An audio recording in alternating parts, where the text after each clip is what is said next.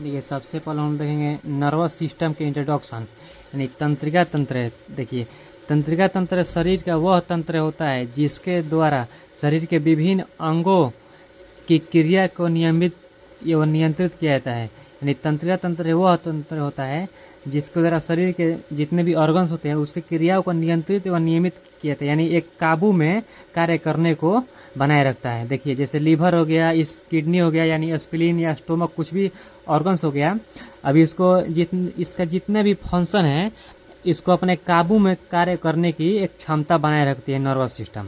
यानी एक तंत्रिका तंत्र होती है जिसके द्वारा लीवर अपने काबू में कार्य करने की सीमा में के अंदर रहता है। देखिए, किडनी भी उसी प्रकार से ये अपने एक इसका सीमा होता है, उसी के अंदर ये अपने क्षमता के अनुसार कार्य करता है। देखिए, दूसरा देखेंगे हम लोग, तंत्रिका तंत्र के द्वारा ही शरीर में सेंसरी ऑर्गन से संवेदनाओं को प्राप्त किया जाता है, जिसके फलस्वरूप इन उद्दीपनों को प्रतिक्रिया की जाती है। यानी तंत्रिका तंत्र के द्वारा ही सेंसरी ऑर्गन्स, हमारे शरीर में जितने भी सेंसरी ऑर्गन्स है उससे संवेदनाओं को प्राप्त किया जाता है। जैसे देख लीजिए, देखिए, हम मान लीजिए आँख है, कान है, आँख सेंसरी ऑर्गन्स, आँख कोई वस्तु को देखा तो आँख किसी वस्तु पर पड़ा इसका नज़र, तो हम लोग को मालूम नहीं चलेगा कि ये है क्या। अब ये संदेश देगा मस्तिष्क को, तो मस्तिष्क मतलब कि आँख किसी वस्तु को देखा तो उस वस्तु है क्या, पेड़ है या कोई घर है या कोई अन्य वस्तु है, तो सेंसरी ऑर्गन्स के थ्रू ये देखा तो नर्वस सिस्टम के थ्रू मालूम चलेगा कि ये वस्तु पेड़ है या घर है या मकान है या कॉलेज है, कुछ भी चीज़ या कोई अन्य वस्तु है।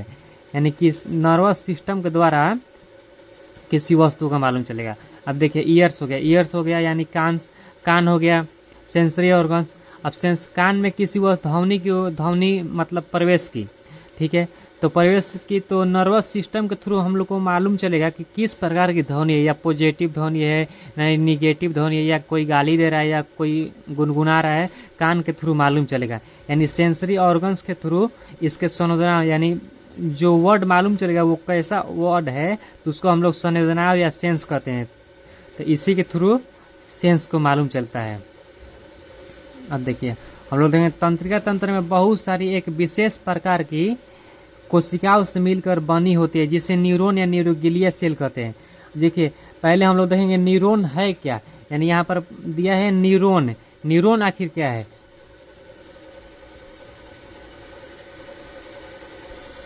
देखिए, ये हो गया न्यूरॉन का स्ट्रक्चर। पहले हम लोग न्यूरॉन देखे थे तब उस पॉइंट को समझेंगे। न्यूरॉन में देखिए 3 पार्ट होता है। पहला हो गया सेल बॉडी, दूसरा होता है एक जोन, यानी यहाँ से लेकर यहाँ पीले वाले पार्ट को एक जोन कहते हैं सेल बॉडी। जो सबसे बड़ा एवं प्रथम भाग होता है वो सेल बॉडी होता है। तब यहाँ से एक सबसे अंतिम छोर को डेंड्राइट कहते हैं। यहाँ पहला हो गया सेल बॉडी, दूसरा हो गया एक जोन, तीसरा हो गया डेंड्राइट। तो हम लोग देखेंगे तंत्रिका तंत्र बहुत सारी विशेष प्रकार की कोशिका से मिलकर बनी होती है, जिसे न्यूरॉन या न्यूरोग्लिया सेल कहते हैं। उस कोशिका को न्यूरॉन कहते हैं या न्यूरोग्लिया सेल कहते हैं। जैसे देखिए, मान लीजिए ये न्यूरॉन का एक स्ट्रक्चर हो गया, एक सेल हो गया, यहाँ से लेकर यहाँ तक को एक सेल कहते हैं, यानी न्यूरॉन या न्यूरोग्लिया सेल। देखिए यहाँ पर इसमें कितने सेल है, 1 2 3 4, यानी 4 सेल है टोटल। चारों सेल से क्या बना है, एक लंबी धागे के संरचना बना है, तो इसे हम लोग कहते हैं तंत्रिका तंत्र यानी नर्व। अब ये नर्व न्यूरॉन से मिलकर बनता है। देखिए, एक न्यूरॉन, 2 न्यूरॉन, 3, ऐसे करके लंबे कतार में बनी हुई होती हैं। अब देखिए, हम देखें न्यूरॉन क्या है। न्यूरॉन एक तंत्रिका कोशिका यानी तंत्रिका कोशिका है जो उत्तेजक प्रणाली जो तंत्रिका तंत्र में स्थित होता है। न्यूरॉन एक विद्युत कोशिका होती है जो चुंबकीय से संदेश प्रवाहित करती है।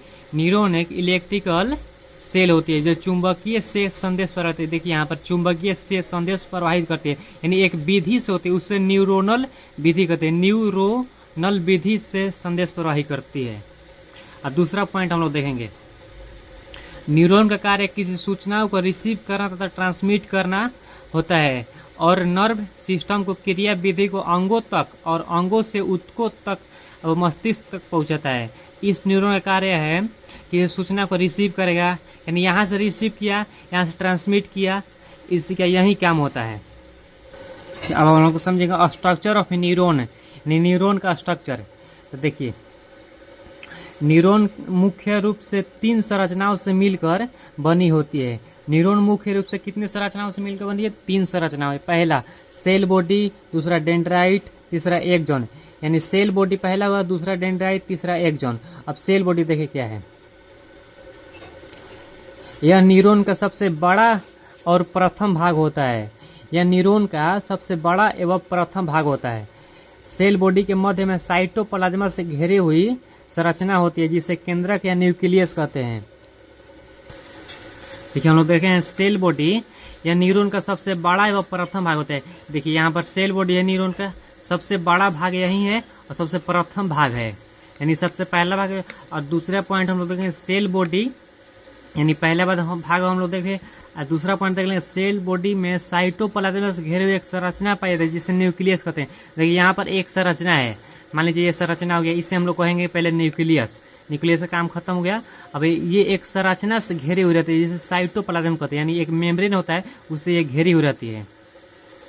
अब देखिए, तीसरा पॉइंट हम लोग देखेंगे, साइटोप्लाज्म में विभिन्न प्रकार के सेलुलर ऑर्गन्स पाए जाते हैं, सम्मिलित होते हैं, जिससे जो निम्न यानी लाइसोजाइम, माइटोकॉन्ड्रिया, गोगोली कॉम्प्लेक्स।